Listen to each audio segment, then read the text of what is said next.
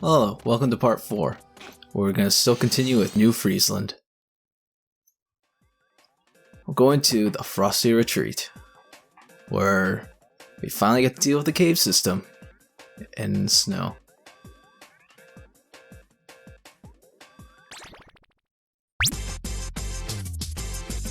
Spike! A new gadget is almost ready! This Sky Flyer will let you fly high in the sky.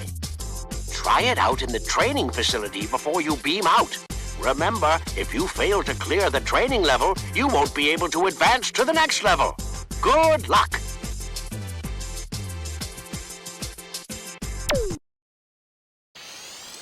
Now we got the de facto best gadget so far in the series, the Sky Flyer. There's nothing quite like being able to go to elevated heights that makes things, really good. In a platformer anyway, it's really essential to have something that gives you an elevation. So this really is useful. Just like all the other gadgets, you just gotta rotate the right analog stick to account for this. Of course, you can just press triangle in this version a whole bunch and it'll work.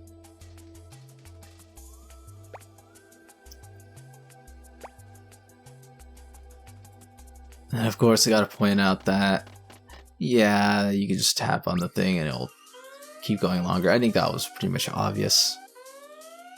Just keep rotating it or tapping it and you'll keep going.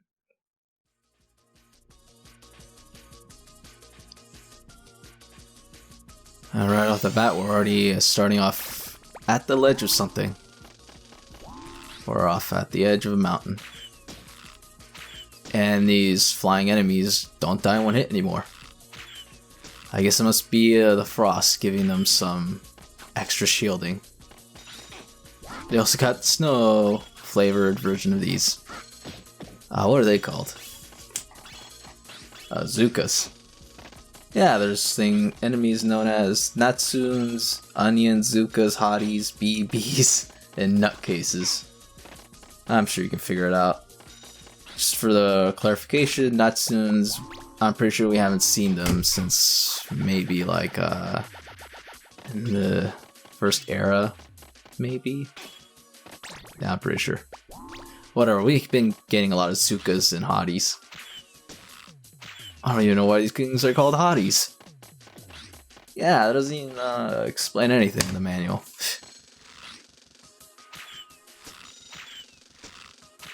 Whatever the case, they're still there. And as you can tell, the only thing that's cold is this mountain. Everything else is green. There's even what looks like a volcano, I think, over there. I guess that's some detail to put in. Could have just made it like a little landmass circle around the map and called it a day. But no, they went to that detail. And now we're invading some monkeys' homes. Their Frosty Retreat has been whatever. Yeah, so much for their retreat.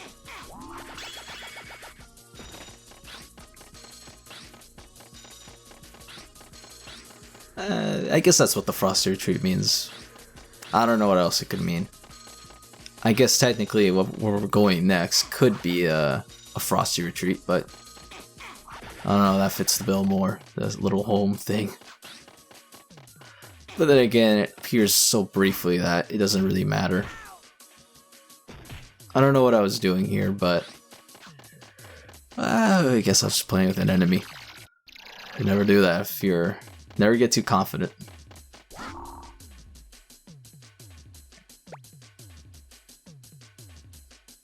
Yeah, thanks.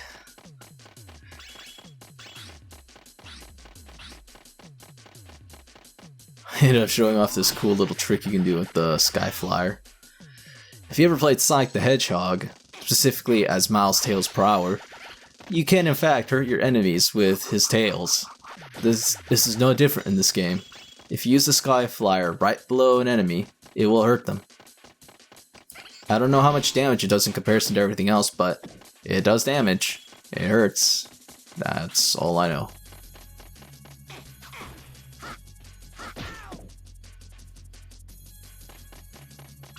Yeah, it's a pretty situational attack. Well, I guess the hotties never saw it coming.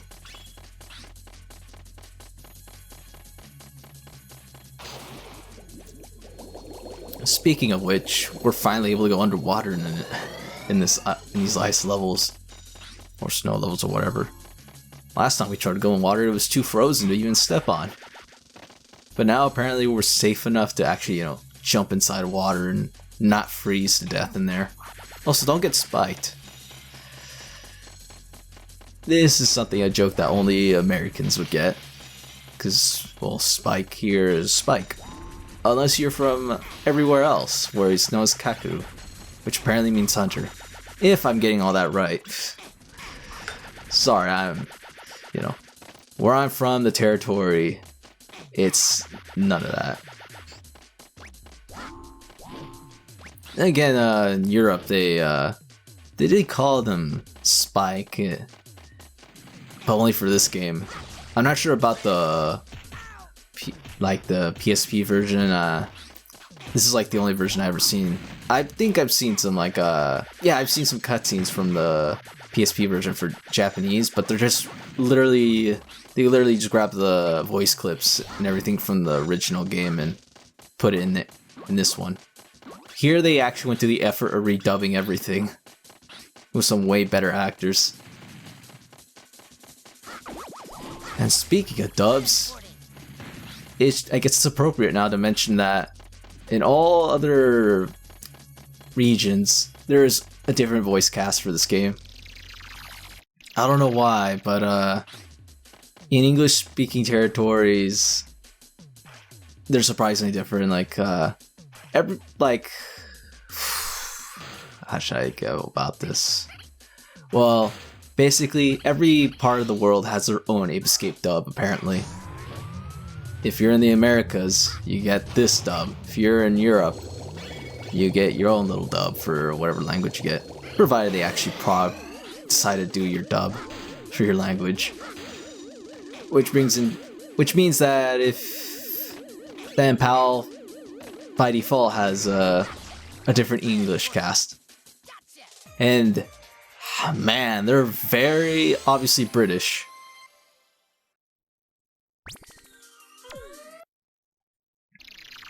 Like, it's very plain and obvious that it's recorded by that kind of group.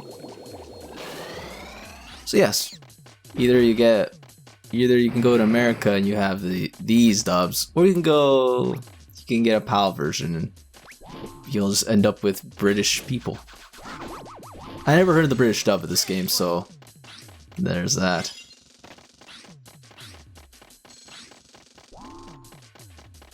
And of course, there's always the Japanese dub, the very original, blah blah blah. You don't need to hear about that. Oh, I finally got to the point. Anyway, this all started because of the name Spike.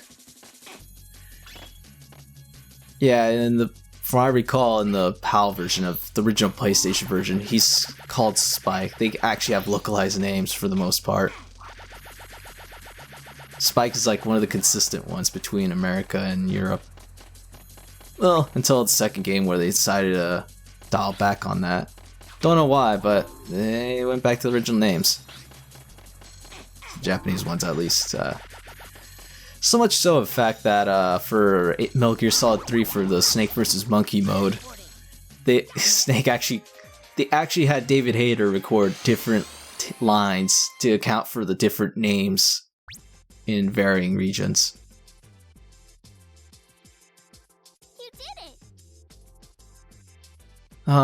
Maybe I should probably get off of this because we're about to go to something new. How new? I don't know. It's just another level. No tutorial, at least. But already we completely cleared another snow level. Or ice level, whatever. And you know the rule. One more to go. 3 marks the last. To the hot springs. Unfortunately, as you can tell from this map, the hot springs is way too high up. And there's already like a whole thing in the bottom. So yes, for a level called Hot Springs, there's very little hot springs involved here. Yep, there it is, it's up there. Just taunting you.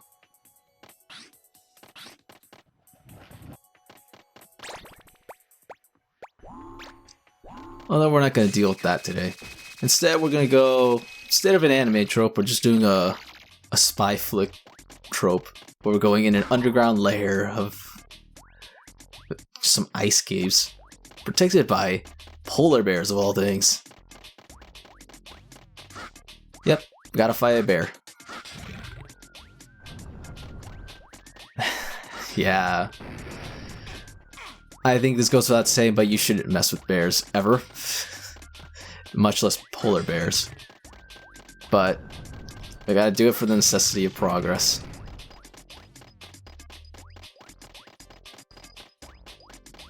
Then again, these are some pretty pathetic bears, or either that or the stun club is just that powerful.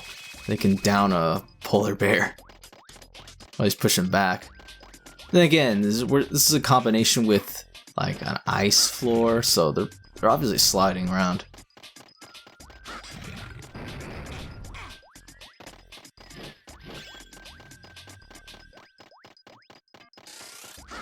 Oh. Hopefully we don't have to mess with the bears any longer. Just take that in mind. Bears are bad news. Yeah, what did I tell you? This is a spy flick. Look at this, like a whole like technology in underground base. They're tracking you something. But it's here.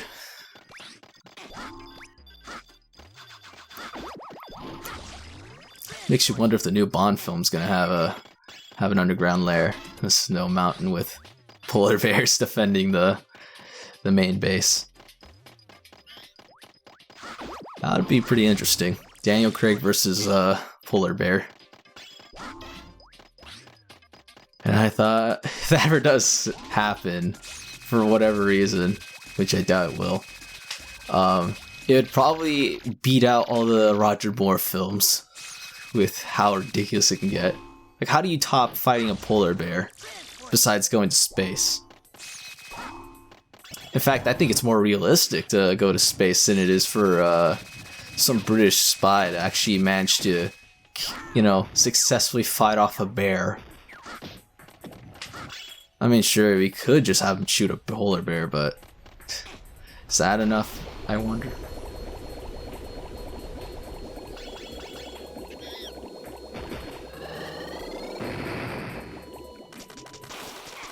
Anyway, we're done with the spy flick stuff. We're back outside. Now it's just boring, plain old mountain climbing. What could you attribute to this?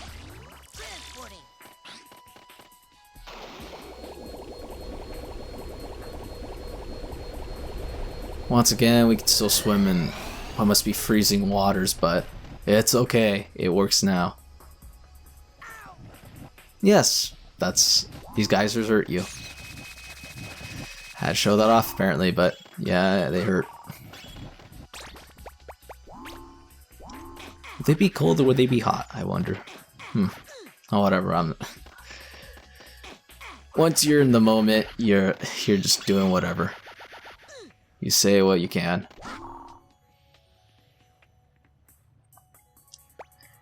And well, they did give a hint about the Sky Flyer. This is pretty annoying to get through sometimes. Yeah, the Sky Flyer helps. I think you can also use the super hoop to get through, but if you get hit, then that's, yeah, you're going back down. Do it all again.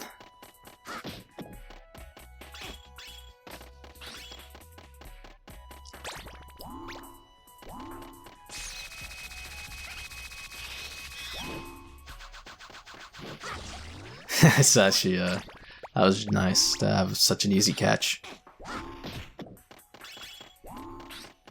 Well, as long as they aren't doing some sort of attack right after, they'll be fine. These aren't the most, you know, best fighters you'll ever find.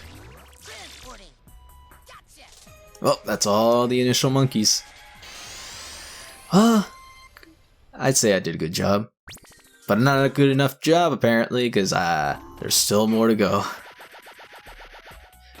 Yes, in fact, this whole world, this time period here, I guess the development team made an oversight, because you can get through all of it in the first go. Like, you already have everything you need for this world.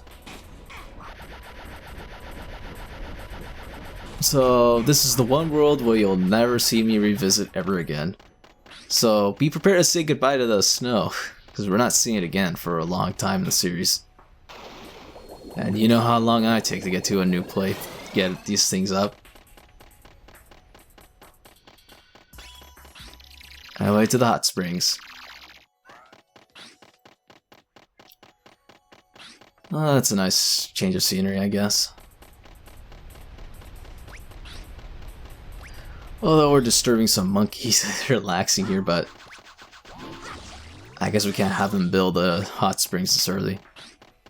But then again, we don't do anything about the things they built.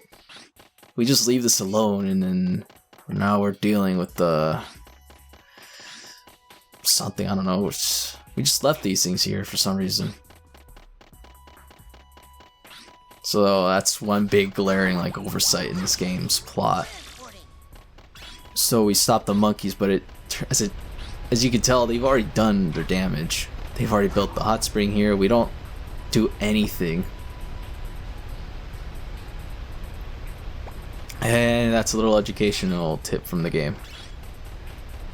I don't know, I've never been to hot springs. I don't really care ever to do anything like that, so it's there.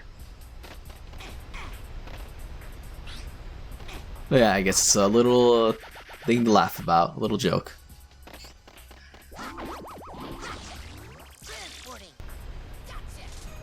And that's it. Goodbye, Ice Age. I mean, snow levels are the nicest things to have around sometimes, but this game, you just get it done and over with already.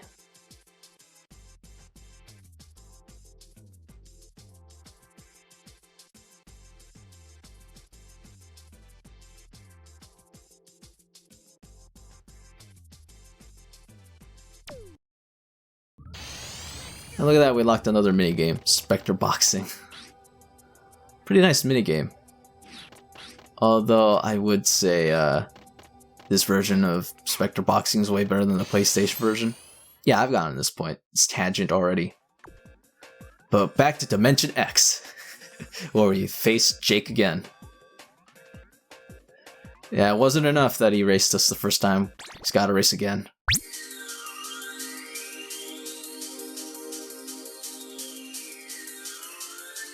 I've been waiting for you, Spike.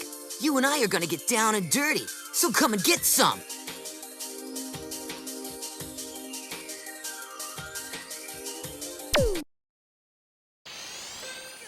Okay, so the first one might as well have been a joke to anyone who knows how to play the game. But this one is legitimately challenging. Like, this is...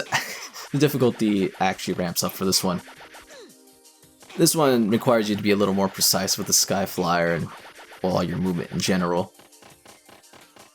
And, well, if you screw up even a little bit, you have basically slightly less of a chance to win. This path I took, I'm pretty sure is the only way you'll be able to win, besides maybe some X points that I don't know about.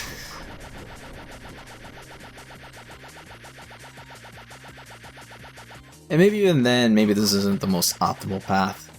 Maybe talk to a speedrunner, they probably know. That is provided they even do these levels. I'll just give this out right now. You need to do these if you want to actually get, like, well, I should elaborate more. These are optional, but you need to actually complete them to make some progress at the way later on. So do not skip out on these.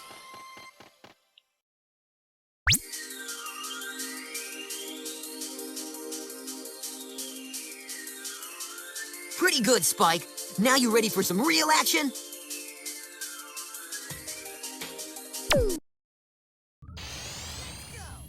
Oh, that's that. By the way, there's only 2 of those. We're never seeing those again. Because we're now in medieval mayhem. Well, it's time for something traditional here, for the region this game was made in. Spike, I've finally located Spectre. He seems to be in the age called the dawn of human civilization. It's time for the final confrontation with him.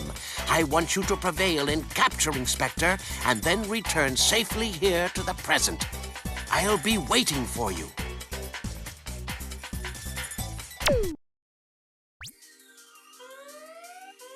Well, you heard it. We're in the final world. Man, this was a short game, right?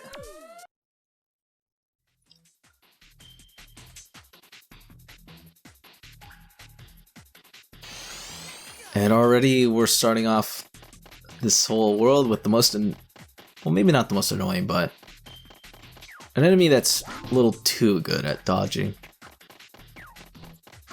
I can't actually tell you how you're supposed to beat him. I just keep doing this and hope it works. Maybe you do a back attack or something, but yeah, I hit him.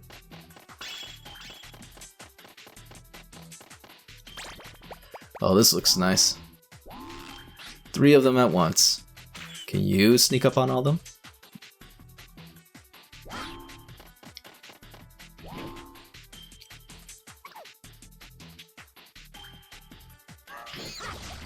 Yeah, they seem to alert each other. And now you got this boar here, just attacks. Right out of nowhere, suddenly a boar.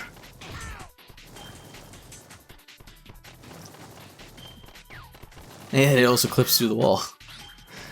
This doesn't look good.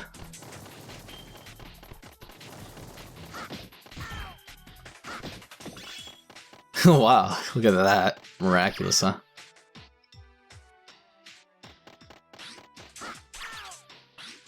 Yeah, this didn't go so well.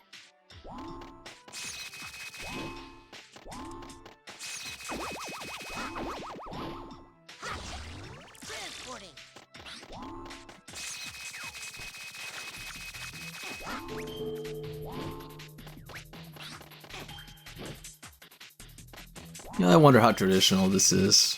This is medieval, so medieval Japan. You know what? I can say I never bothered ever looking up something like that. I know medieval Europe and stuff, but medieval Japan. Can't say I've really ever known about that. So I guess you could say this is my only exposure to the concept.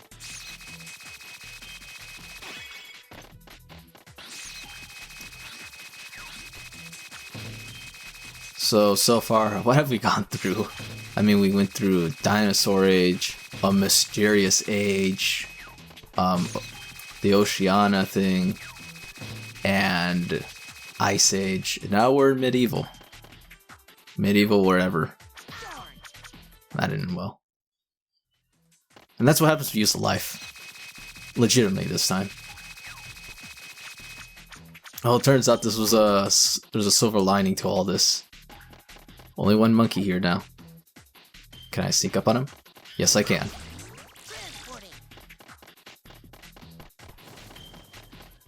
Huh? That's less things to worry about.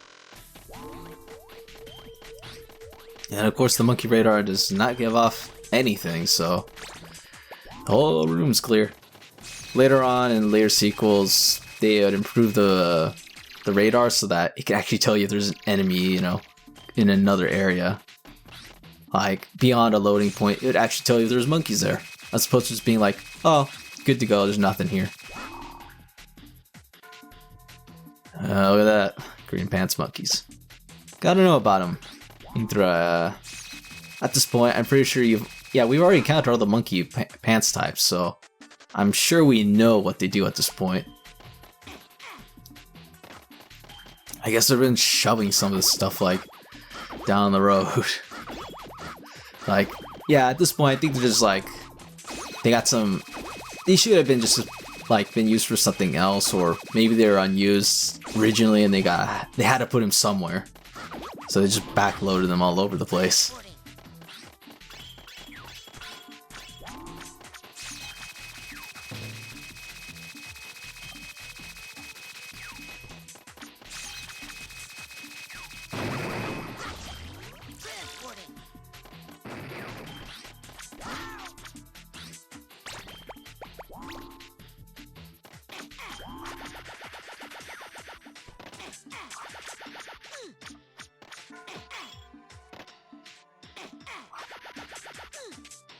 Well, how many games can you say you've been doing this kind of thing, where you climb up onto the board to the top?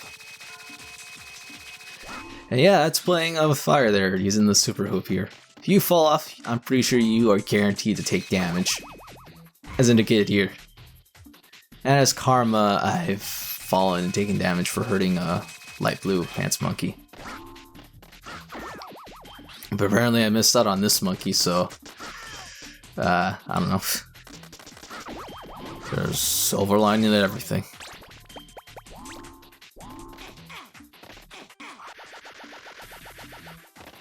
And of course, just, as you saw earlier, there was a coin atop of the statue, so time to climb it.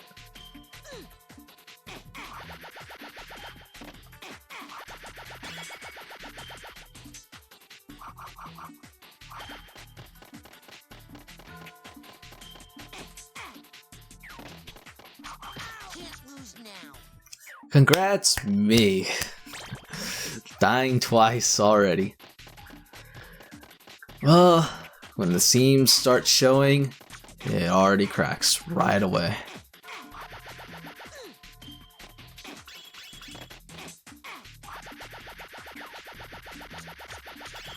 And again, how would I edit out all these deaths? I mean, let's see here, I don't, for the Spider-Man games, you gotta restart the whole level if you died, so I didn't bother editing anything out beyond, you know, I didn't have to do anything advanced, just cut out the loading time, just showed the final, like, time I played the level. Same with the Spider-Man movie game. And that one, though, I had a death reel and everything.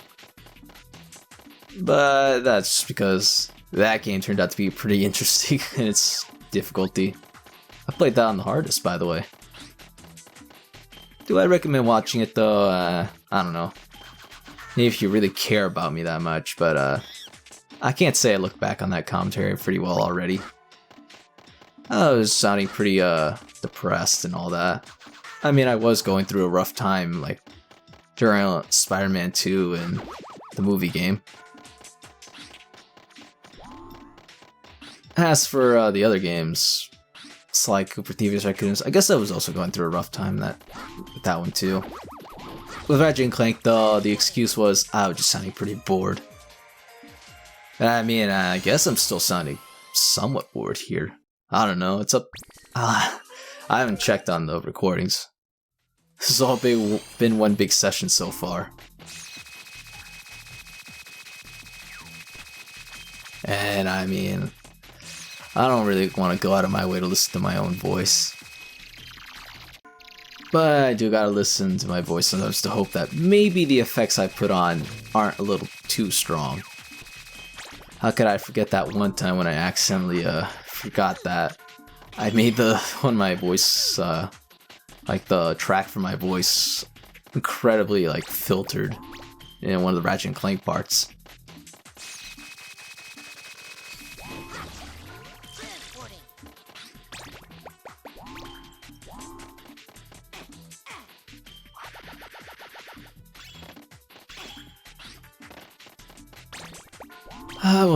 We'll see if time will tell on how well this will age. Although I think one thing that will be guaranteed is I'm never watching my own commentaries unless it's probably a co-commentary. Those age tend to be a little better. I mean, this is just me awkwardly talking in front of a mic, saying stuff that happen to relate to the game. It makes you appreciate those people that actually have topics to talk about in real life. I mean, I'd rather not divulge my real life stuff, but Now those people have stuff they can say. Here I am just talking about this, YouTube life. I don't know if I should go back into a tangent about how YouTube does not really benefit people who use the Let's Play moniker on their videos. Like I said, that's an oversaturated thing.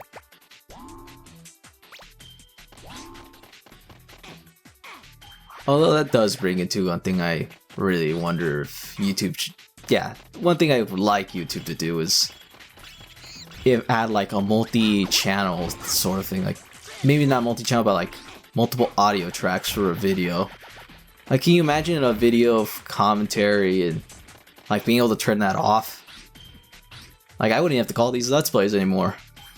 Because if I didn't, this would be misleading. But like, imagine like a Let's Play video is having the ability to turn off the commentary if you wanted. So you could either just like choose to hear the game itself proper, or you can hear a guy talk over it if you want. Your choice. It'd cater to much more people, and yeah. Maybe if people wanted to watch my video of how I played these games without having to hear me talk like obnoxiously over them, they could. But we don't have such thing. And this is why you're here listening to me.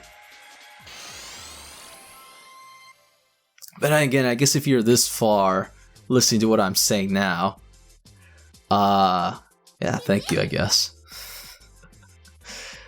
I don't know. If you're, like I said, if you're this far, would you really turn off the dub and listen to just the game audio itself? Oh well, you don't really have a choice, do you, huh? Anyway, thank you for watching part 4. See you in part 5. NotYourusualZero, signing off.